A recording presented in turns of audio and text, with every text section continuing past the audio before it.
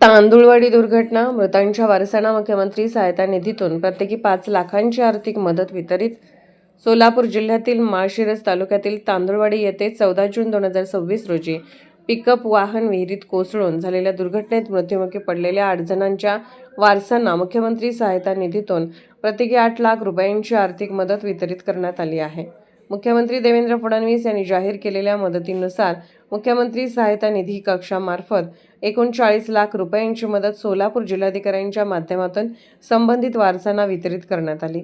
माळशिरस तालुक्यातील तांदुळवाडी येथे पंढरपूर सातारा मार्गावर पिकअप वाहन विहिरीत कोसळून अपघात झाला होता. या अपघातात इंदुबाई दशरथ बावचे वय 65, पूजा अमोल सातुरे वय 23, पूजा बालाजी बावचे वय 27, अश्विनी संदीप बावचे वय 27, संस्कार संदीप बावचे वय 14, संस्कृती संदीप बावचे वय 14, भारव अमोल सातुरे वय 8 आणि समर्थ बालाजी बावचे वय 6 महिने यांचा दुर्दैवी मृत्यू झाला होता.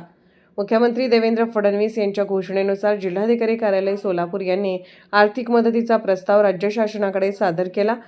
प्रस्तावास मान्यता मिळाल्यानंतर मुख्यमंत्री सहायता निधीतून मृतांच्या वारसांना प्रत्येकी 5 लाख रुपये अशी एकूण 40 लाख रुपयांची आर्थिक मदत सोलापूर जिल्हाधिकारी कार्यालयामार्फत वितरित करण्यात आली. SK news Solapur.